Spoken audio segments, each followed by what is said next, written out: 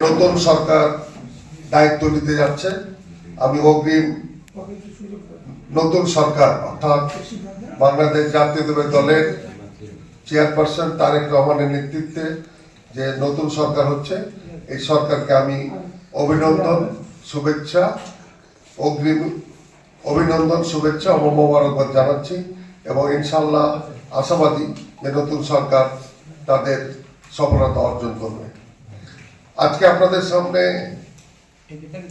আমরা কিছু বলতে চাই।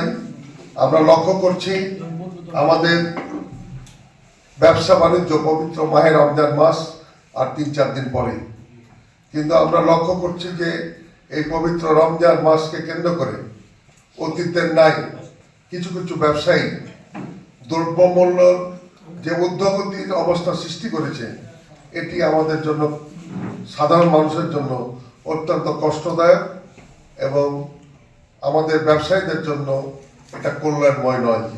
পবিত্র রমজান মাসে আমরা লক্ষ্য করছি যে আমাদের জানুয়ারি মাসে যেসব পণ্যের মূল্য ছিল, ফেব্রুয়ারি মাসে অনেক ঊর্ধ্বগতি, এবং যেখানে আমাদের জানুয়ারি মাসে ছিল চালের মূল্য 64 থেকে 66, এটা ফেব্রুয়ারিতে আমরা লক্ষ্য করছি নিম্নমানের চাল যেটা 66 থেকে 67 টাকা। আমরা লক্ষ্য করছি সুগন্ধি চাউল যেটা 125 থেকে 30 টাকা ছিল, এটা প্রায় 128 থেকে 35 টাকা ঊর্ধ্বগতি। এভাবে ডাল, মসুর থেকে শুরু করে বিভিন্ন পণ্য জানুয়ারি মাসের থেকে ফেব্রুয়ারি মাসে প্রায় 5 থেকে 10 টাকা বেশি আমরা লক্ষ্য করছি।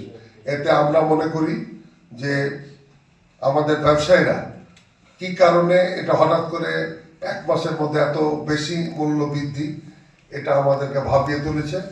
আমরা মনে করি যে আগামী 3 দিন পরে যে নতুন সরকার আসছে, এই সরকার কিন্তু অত্যন্ত শক্ত অবস্থান নেবেন।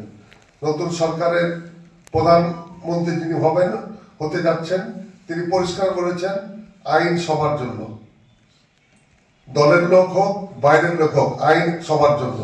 সেহেতু আইন শৃঙ্খলা রক্ষার জন্য উনি কঠোর অবস্থান গ্রহণ করবেন।